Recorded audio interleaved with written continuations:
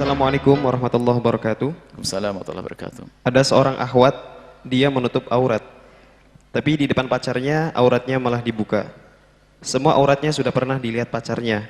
Dan akhwat tersebut terus sholat dan mengaji. Tapi suka masturbasi, Bu ya. Dan sering melakukan hal yang enggak-enggak dengan pacarnya.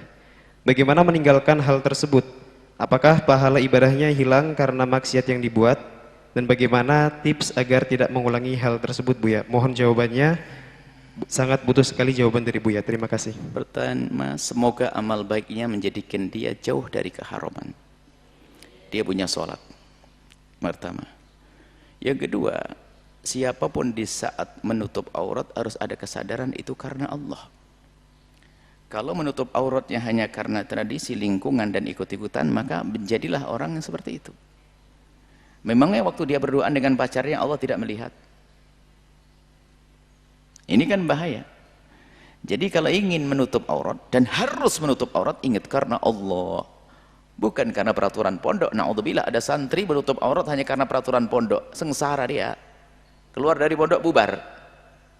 Karena Allah. Nah, ini menjalankan kewajiban dari Allah. Setiap detik, setiap hembusan nafasmu pahala karena menutup aurat.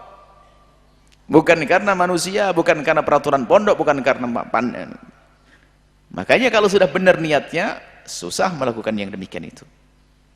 Baik, kemudian ada lagi, dia sudah berusaha menutup aurat dan sebagainya, cuman namanya manusia, ada godaan. Di saat bersama laki-laki dia tidak bisa sabarlah sampai, mohon maaf, membuka aurat seperti tadi, sampai dia melakukan kesenangan sendiri. Maka jawabannya sederhana, masuklah wilayah pernikahan, selesai.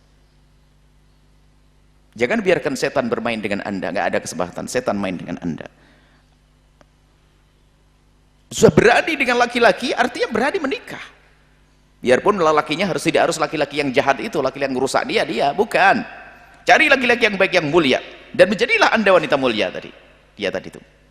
Maka pintu adalah solusinya apa?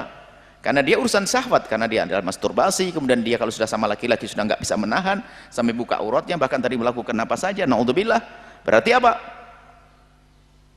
Berarti dia harus nikah dia. Cari pasangan yang mudah. Cari pintu halal, harus itu masuk ke sana. Setelah itu tingkatkan takut kepada Allah. Sebab apa? Biarpun sudah menikah, kalau tidak takut kepada Allah, dia akan melakukan keharaman dengan yang lainnya, semakin hina dan semakin hina. Kuncinya takut kepada Allah, akan tapi ada sarana dan prasarana untuk sampai kepada takut Allah. Ya kebutuhannya dipenuhi. Berusaha menikah. Kalau menikah jangan menikah dengan ambisi, menikah dengan kebutuhan.